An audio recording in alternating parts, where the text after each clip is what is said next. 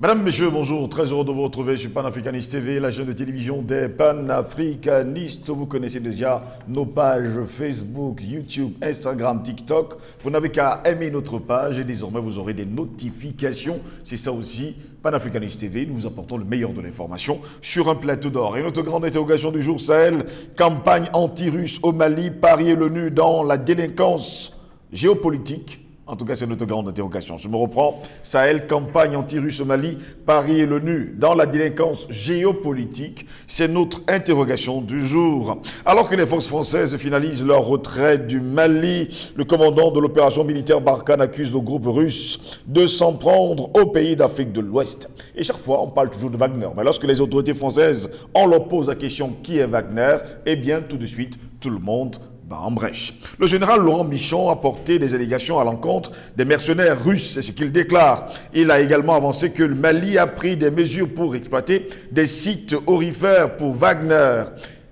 De quoi se mêle-t-on? Le code minier a changé depuis et désormais, après la première dose gratuite et la deuxième dose gratuite offerte par le dealer, il se trouve qu'un certain nombre de dispositions sont prises pour exploiter 3 sites précédents par Wagner et donc maintenant, il va falloir commencer à payer. Ça s'appelle la prédation sonnante et trébuchante, a déclaré le général Laurent Michon. Pourquoi se mêle-t-il de cette affaire? Apparemment, le voleur se sent volé. La France accuse finalement aujourd'hui les autorités maliennes de s'être tournées vers des agents militaires russes pour l'aider dans sa lutte contre le djihadisme. Jusque-là, c'est toujours, on va le dire comme ça, la façon de parler des Français. La France ramène actuellement du matériel via le Niger voisin. Nous avons procédé au retrait en bon ordre de tous nos camarades européens. C'est fait, il nous reste à terminer le retrait de la force Barkhane, après Gossi, après Ménaka, dans cet ordre-là. Il nous reste à quitter Gao, qui est le défi logistique le plus important, et nous aurons fini à la fin de l'été. Je bascule sur la suite de Barkhane, le mode souhaité par les autorités françaises, à savoir être en soutien à la force sur le volet sécuritaire et développement des capitales qui le souhaitent. Ce n'est pas nouveau, mais c'est une réaffirmation que la lutte contre le terrorisme n'est évidemment pas militaire.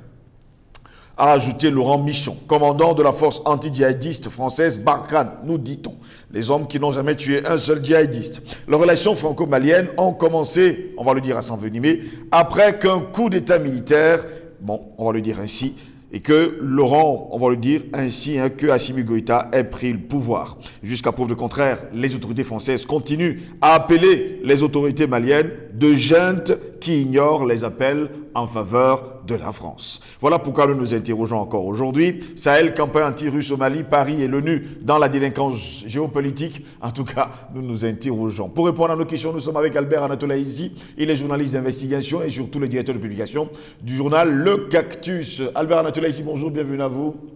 Bonjour à vous, Steve Jedongos.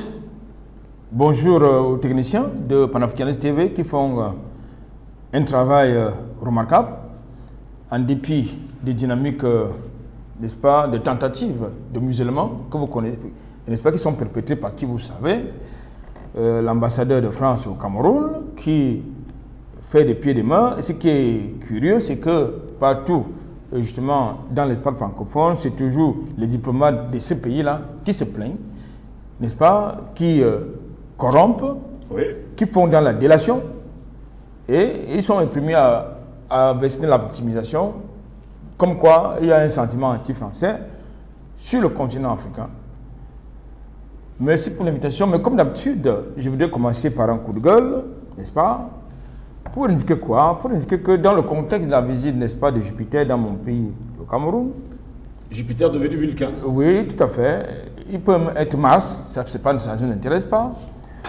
Alors, dans mon pays, le Cameroun, on va soulager le trésor public des milliards de francs CFA pour recevoir, pour organiser l'accueil de quelqu'un qui représente un État qui nous pille et qui n'a pas de revient, qui surfacture ses prestations, qui les finance et ça revient par la voie de, par le couloir, ça vient par le couloir de l'Agence française de développement, ça repart par le même circuit, sous la forme de surfacturation, et quelquefois exonéré d'impôts et de taxes des différentes taxes.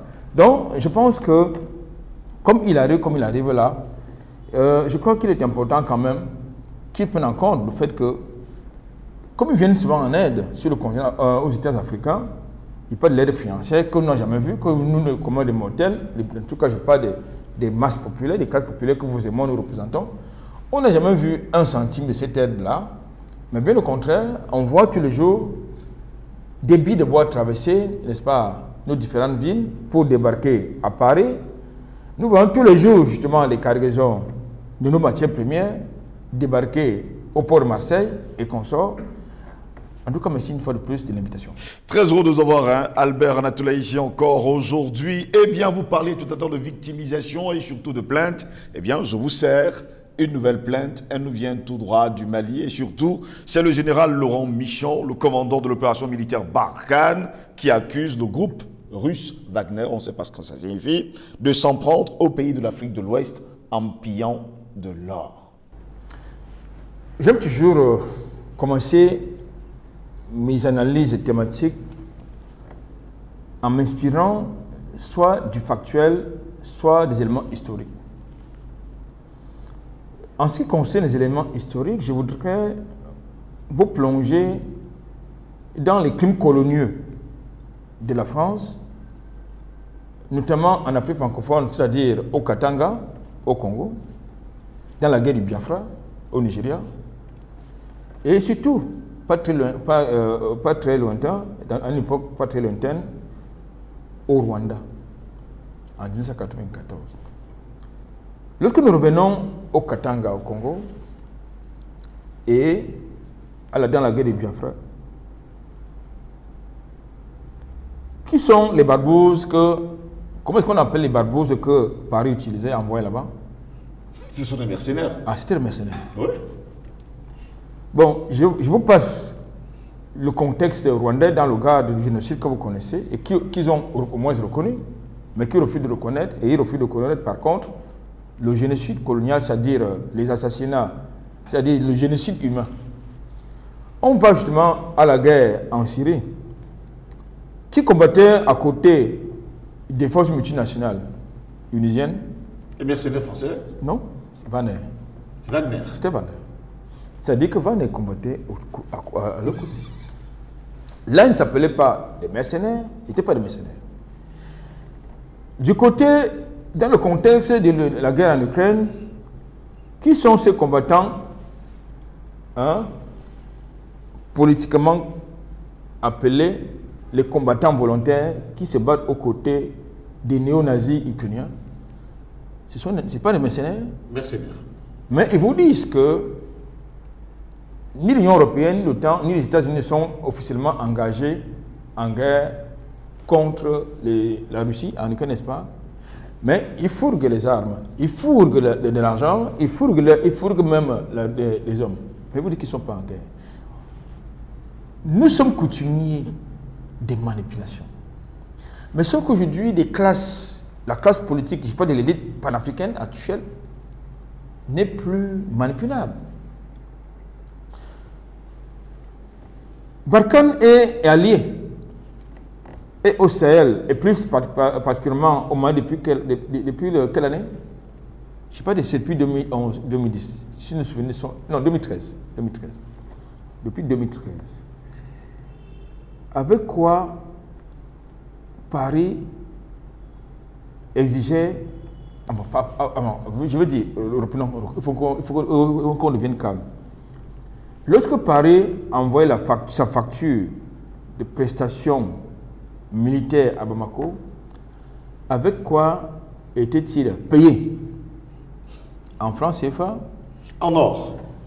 Était-il payé en cola? Ou bien c'était le troc? Vous voyez, ces gens, ils ont l'art d'accuser justement les autres de ce qu'ils sont et de ce qu'ils font.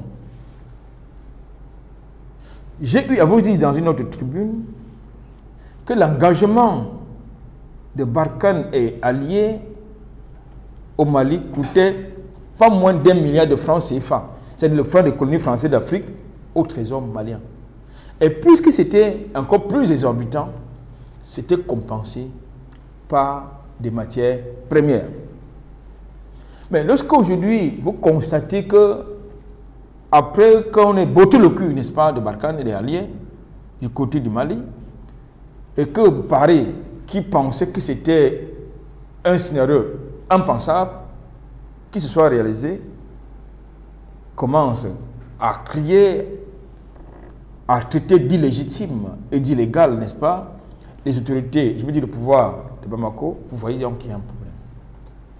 Vous ne pouvez pas traiter un pouvoir d'illégitime alors que vous avez les contrats sur place, vous avez vous multinationales qui sont sur place. Ça veut dire que soit vous êtes un mercenaire, donc vous êtes complice du mercenariat, soit vous êtes un menteur, donc un imposteur. Donc voilà la réalité. Aujourd'hui, vous avez dans le porte-parole, n'est-ce pas, de Barkhane, dans le contexte du départ de Barkhane du territoire malien, ce qui n'est pas fortuit, de telles déclarations, ne vous attendez pas à ce qu'il vous récite des poèmes, n'est-ce pas, non? De ce côté-là, dans ce contexte-là, ils vont d'abord, après avoir traité les autorités maliennes de tous les noms d'oiseaux, maintenant ils accusent les instructeurs de tous les noms d'oiseaux, leur attribuant des crimes imaginaires, peut-être réels. Vous vous attendez à quoi? À un narratif objectif? Non. Vous ne pouvez pas demander conseil à votre rival. Vous savez comment ça fonctionne. Quand je l'ai dit, et pour redevenir très sérieux, vous constatez aujourd'hui que la nouvelle posture ou la posture politique et géopolitique adoptée par les autorités de transition maliennes a totalement bouleversé justement les cartes de ce côté-là. A pratiquement surpris l'oligarchie dirigeante de Paris qui pensait qu'ils étaient en terrain conquis, comme ils ont l'habitude de prétendre qu'ils sont dans le précaré, et que c'était le même contexte de Ibeka Ibrahim Boubacar Keïta, à qui Jupiter pouvait humilier, il pouvait débarquer, n'est-ce pas, sur une partie du territoire malien et demander à Ibeka de le retrouver là-bas pour la revue de tout. Mais le contexte n'est plus le même. Et vous allez constater, comme moi d'ailleurs, que depuis que Bamako a engagé ses bras de fer géopolitiques et diplomatiques avec Paris, ils ont essayé plusieurs coups d'État, plusieurs tentatives de coups d'État. Ils subissent le bashing diplomatique. Ils ont subi des embargos et des sanctions de leurs amis, de leurs supplétifs locaux. Je parle d'Assidiao, avec le brigand en chef que vous connaissez du côté de la Côte d'Ivoire. C'est ça donc les méthodes de Paris. C'est-à-dire que quand c'est eux qui entretiennent des mercenaires sur un territoire, on leur trouve un nom, une dénomination politiquement correcte. Mais dès lors que vous faites exactement la même chose, le narratif change, on vous traite de tous les noms d'oiseaux. Pour terminer, il s'agit du Mali. Un État indépendant et souverain, comme la plupart des États africains qui aspirent à cette souveraineté réelle.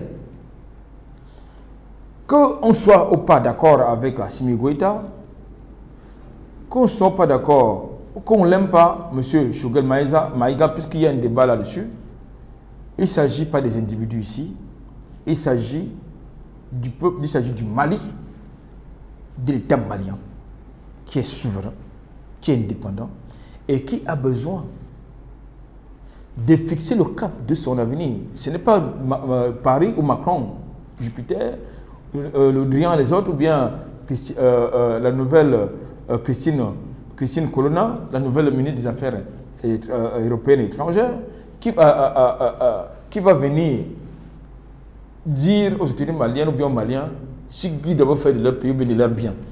Mais attendez un peu.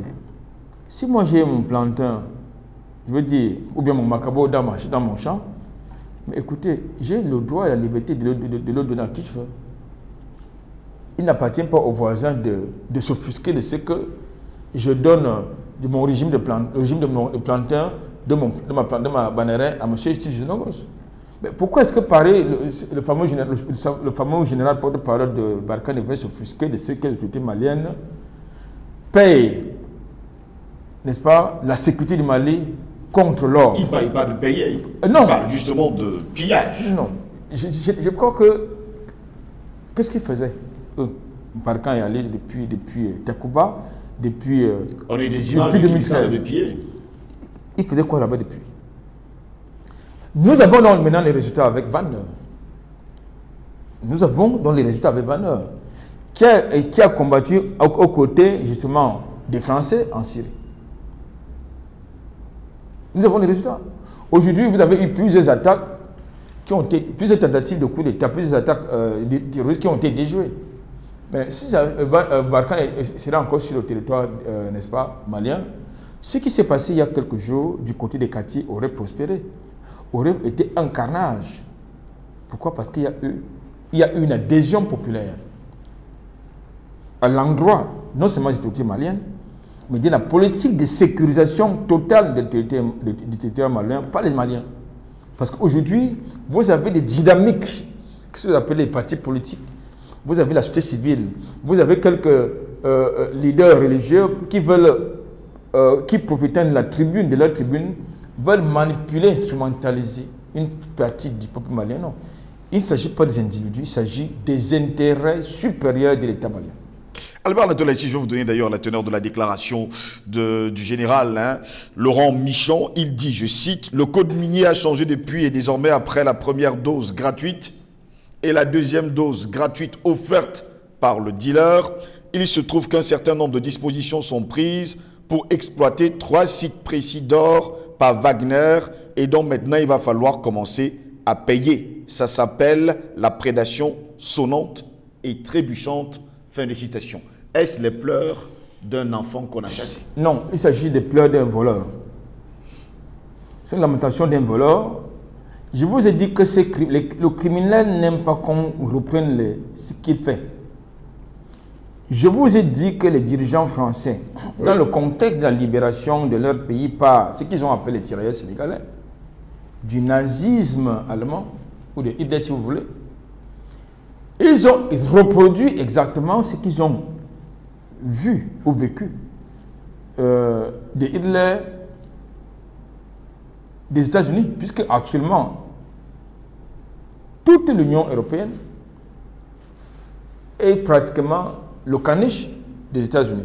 Donc, ils reproduisent les mêmes méthodes, les mêmes scénarios dans d'autres contrées où ils se revendiquent comme ayant été des colonisateurs, comme ayant le droit de propriété. Donc, lorsque vous reproduisez, la preuve c'est qu'ils ont l'habitude de mener des guerres, des opérations, je veux dire des opérations militaires à l'extérieur, très loin de leurs frontières, des milliers de kilomètres de leurs frontières, je ne parle pas des frontières européennes. Ça ne pose aucun problème. Il n'y a pas d'indignation, ni objective, ni sélective. Ça ne pose aucun problème dès lors que ça se passe à des millions de kilomètres de leurs frontières.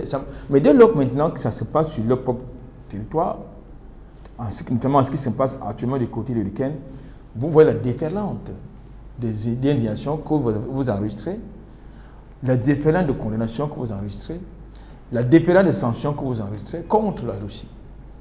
Pourquoi? Parce qu'ils savent que ces méthodes sont mauvaises. Quand ça peut s'appliquer aux autres, c'est normal, mais quand ça s'applique à eux, c'est très mauvais. C'est comme ça que ça fonctionne. Maintenant, pour revenir à votre question, la question c'est de savoir, est-ce que l'intervention française et alliée au Sahel était gratuite? Au Mali, pratiquement au Mali, c'était gratuit, non? Non. Du point de vue juridique, il y a un vide.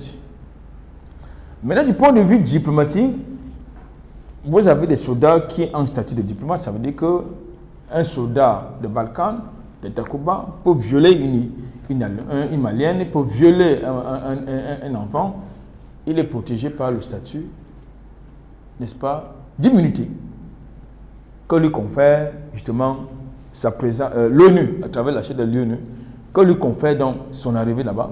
Quel que soit les crimes qu'il peut avoir commis, comme ce fut le cas en République centrafricaine, avec le viol des enfants, comme c'est toujours, ça a été le cas du côté du Mali, où vous avez eu des exactions qui sont appelées des bavures, quelquefois qui n'acceptaient même pas, qui n'acceptaient pas, qui n'admettaient pas et qui ne l'assumaient pas. Donc finalement, Paris et l'ONU sont dans la délinquance géopolitique. Bien évidemment. Lorsque je le dis, quand je dis oui, je voudrais également vous plonger dans le contexte libyen en 2011. Mais Sarkozy allait chercher le mandat de qui? Sarkozy allait chercher le mandat de l'ONU pour des faits qui étaient pas avérés. Pour des faits, pour de la manipulation géopolitique. On vous a dit que Kadhafi, c'était un dictateur, n'est-ce pas? Oui. Et qui tuait son peuple. On a vu les images, un peu comme on a vu la preuve, n'est-ce pas? Les armes de destruction massive en Irak, à l'ONU. Mais l'ONU, c'est une institution criminelle, au même titre que l'OTAN. Il ne faut pas avoir peur de le dire.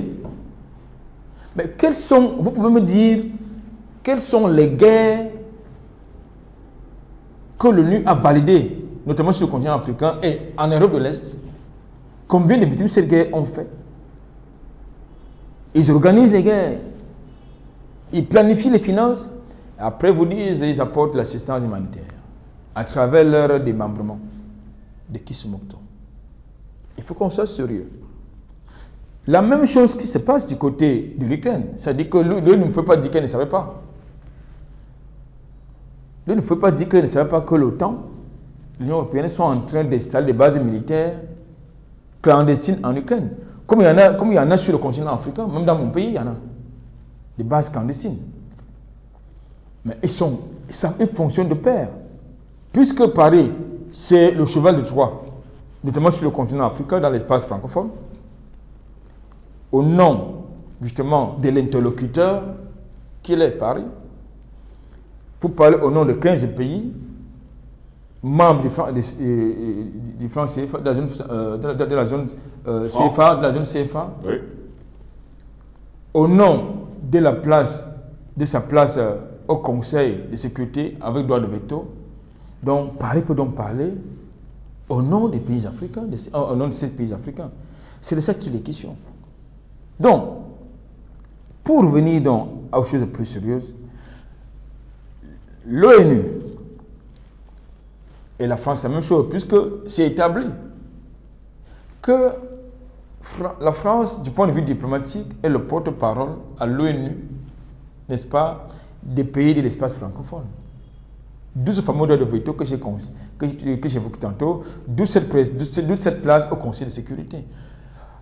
Raison pour laquelle Paris fait des pieds et des mains pour maintenir dans l'escarcelle France-africain, autant pour moi, ces 15 pays-là. Parce que si ces 15 pays-là sortent, n'est-ce pas, du giron, n'est-ce pas, impérialiste français, vous convenez avec moi que Paris n'a plus sa place au Conseil de sécurité avec droit de veto. Paris va devenir peut-être 4e puissance mondiale. Oui. Si des hommes pourraient même encore compter parmi les puissances mondiales. C'est ça qu'est la question. Donc, justement, chaque fois que l'ONU veut organiser des crimes sur le continent africain, notamment dans l'espace francophone, l'ONU passe par qui? Il passe par Paris. Quand c'est plus compliqué, Paris par l'Union européenne.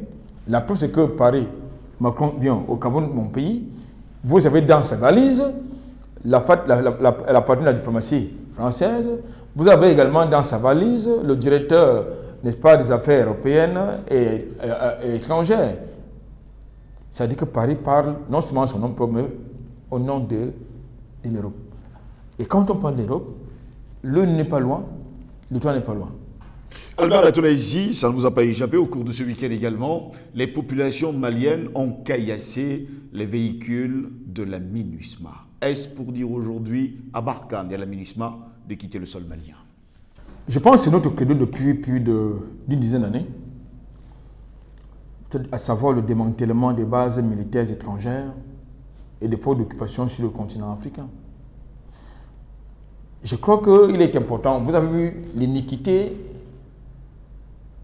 qu'on a observée au dernier Conseil de sécurité à l'ONU qui consacrait la prorogation du mandat de la MINUSMA au Mali alors que les autorités maliennes n'en voulaient pas. Et n'en voulaient plus que de cette prorogation, de cette présence de la MINUSMA. C'est légitime. C'est la France qui a défendu d'ailleurs ce projet. C'est lui qui... Non, pas seulement défendu. C'est la France qui a introduit ces résolutions. Et elle a fait le lobbying pour que cela soit fait ainsi. C'est la France qui a introduit ces résolutions de prorogation. Pourtant, prorogation du mandat de la MINUSMA. Et vous savez qui commande la MINUSMA, n'est-ce pas, au Sahel? C'est un général français. Donc, je crois qu'aujourd'hui, en plus de cette guerre de souveraineté, de retour à notre souveraineté, notre indépendance totale et inconditionnelle, nous devons désormais mener une guerre contre les bases militaires étrangères sur le continent africain, comme nous devons mener une guerre contre les forces d'occupation qui polluent notre espace de vie. Tout à l'heure, dans la